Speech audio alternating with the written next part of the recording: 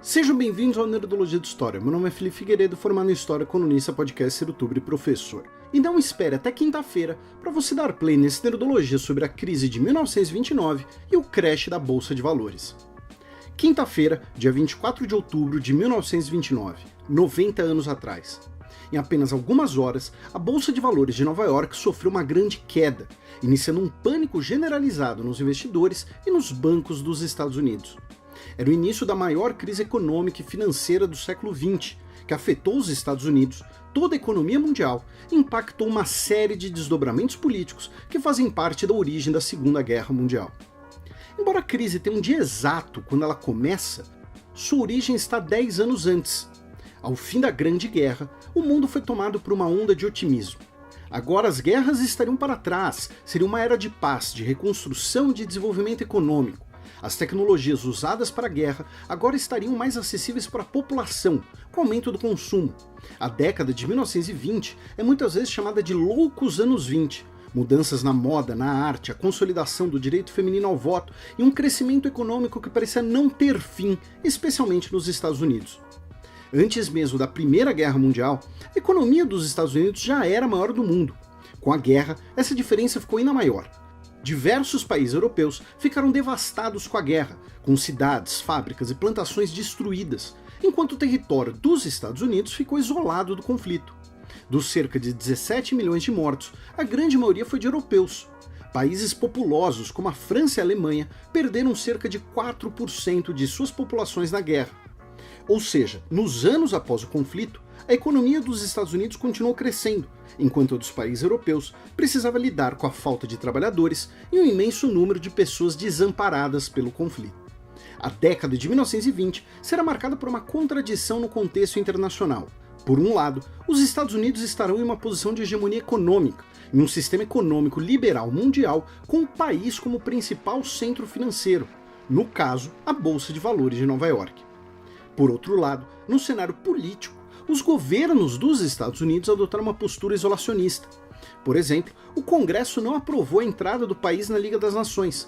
Enquanto o país era o protagonista econômico, ainda existia uma falsa ideia de que as potências europeias vencedoras da guerra eram as potências protagonistas internacionalmente, uma contradição que cresceria ano após ano.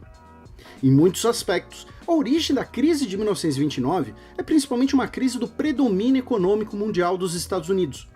Em resumo, a economia dos Estados Unidos era a que mais crescia no início dos anos 1920, importando matérias-primas e alguns produtos agrícolas de outros países, como o café brasileiro, mas produzindo especialmente para o seu próprio mercado, já que o país buscava se isolar do cenário internacional e a Europa estava devastada pela guerra, ou seja, não era nem uma grande consumidora, nem uma grande concorrente. Durante a década, dois outros fenômenos contribuíram para a crise. Os países europeus progressivamente estabilizaram suas economias, aumentando a competição internacional em relação ao predomínio dos Estados Unidos. Além disso, a popularização das novas tecnologias causou um choque de produtividade, como tratores e caminhões, aumentando a produtividade agrícola. Por um lado, isso significava maior produção de alimentos mais baratos.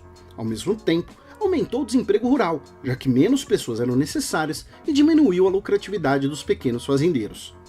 Ainda assim, o otimismo do pós-guerra criou um clima de euforia econômica, do crescimento sem fim. O mercado de ações nos Estados Unidos crescia cada vez mais, com especuladores e pessoas contraindo empréstimos para investir em ações, sempre na esperança de que as ações iriam subir cada vez mais. A economia dos Estados Unidos era alimentada pela expansão do crédito barato, incentivando cada vez mais o consumo interno em detrimento do comércio internacional. Eram tantos empréstimos que a soma das dívidas existentes resultava num valor total maior do que todo o dinheiro circulando na economia dos Estados Unidos.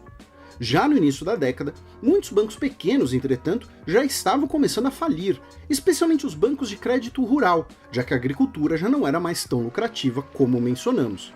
Sob pressão dos grandes banqueiros, o Federal Reserve, algo como o Banco Central dos Estados Unidos, subiu os juros em agosto de 1929.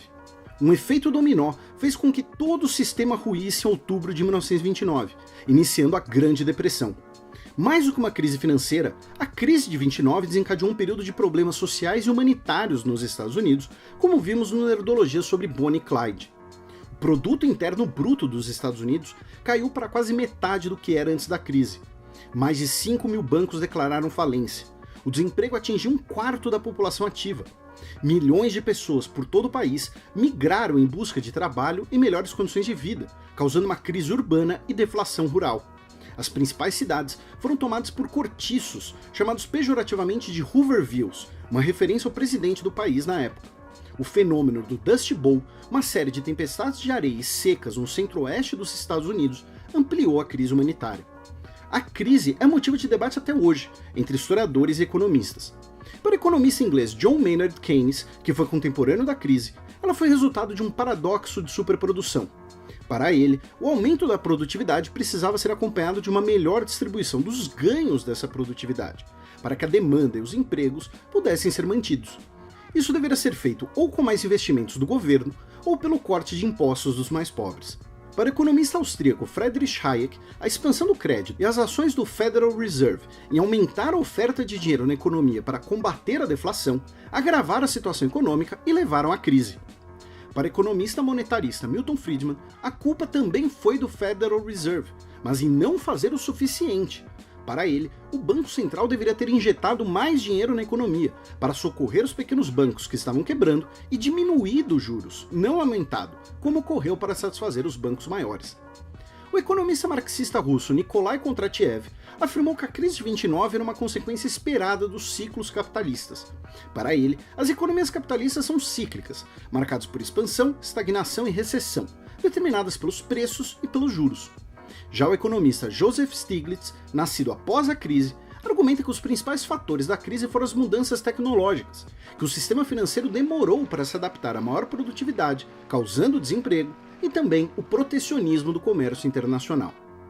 A crise de 1929 foi um divisor de águas da história do século XX. O protecionismo comercial cresceu.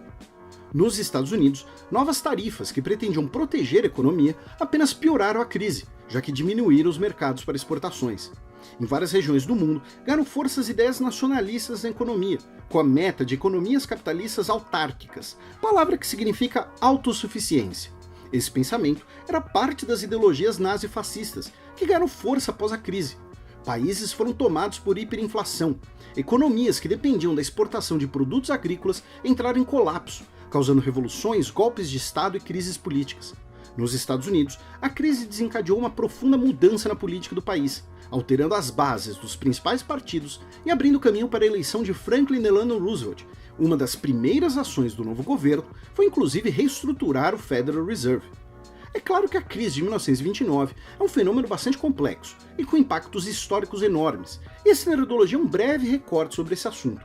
Como sempre, fontes e sugestões estão aqui na descrição. Nos comentários do Nerdologia sobre os irmãos Grimm e seus contos de fadas, perguntaram qual a relação entre a rainha da Inglaterra com o reino de Hanover. Desde o início do século XVIII, Hanover era um eleitorado e posteriormente um reino alemão, governado em união de coroas com o trono inglês. A Casa Real Britânica era a Casa de Hanover, de origem alemã.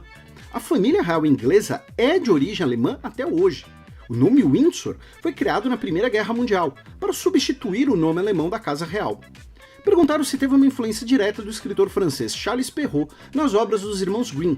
Sim, várias histórias dos Grimm foram versões adaptadas ou germanizadas de contos escritos por Perrault. Comentaram uma discrepância na data de nascimento de Wilhelm Carl Grimm entre a locução e a tela. Ele nasceu no dia 24 de fevereiro de 1786. Finalmente, lembraram de Ludwig Emil Grimm, irmão mais novo, que ilustrava diversos contos. Não se esqueçam de curtir e compartilhar o vídeo, assinem nosso canal para conhecer mais sobre crises econômicas e até a próxima!